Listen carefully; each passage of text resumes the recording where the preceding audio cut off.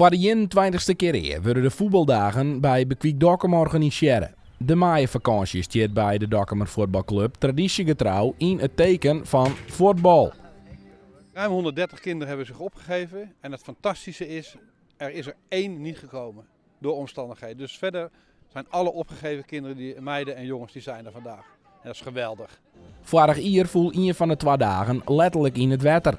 Voor de deelnemers is het op die zo volle mogelijk punten samelen over een parcours. Je wordt is prachtig waar en om dan inderdaad iedereen bezig te zijn met alle verschillende activiteiten is hartstikke leuk.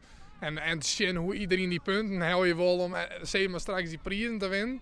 Ja, dat is het mooiste en dat doet het uiteindelijk inderdaad voor als organisatie. De 20 edities wienen het alleen nog bekwiekers die het meedoen mochten. Maar dat is zo'n dit hier verloren. We hebben dit jaar ook voor het eerst gedaan dat ze ook vriendjes en eventueel en vriendinnetjes mee mochten nemen. Daar zijn er ook een aantal van, dat zijn geen Bekwikleden, maar die zijn ook van harte welkom. Want wij denken dat die kinderen die moeten gewoon sporten en die moeten bewegen. En vandaar dat we dat dit jaar gedaan hebben. Voor voetballer Milan binnen de dagen in de maaienvakantie een uitkomst.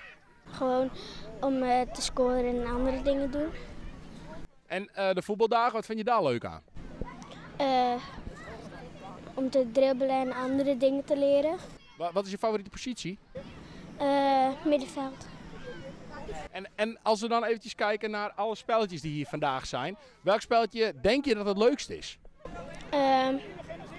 Ik denk dat op een latje trappen het leukst is. Ben je daar goed in? Niet echt. Venema, die het zelfs in het eerste voetballet, weet uiteindelijk echt wel wat nou het allerleukste is. Ik wil hier in mij en ik moet zeggen van dit is leuk, want het is altijd verschillende dingen. Maar die fjouwtje toernooi, dat is uiteindelijk ik wil waar het een beetje om gaat. Dat voel ik zelf vroeger ook altijd wel toen ik liet servie. Want ja, dan had je echt die sfeer van had een eigen team en dan kun je lekker wedstrijden zien ook voetballen. En daar gaat het uiteindelijk dagsom.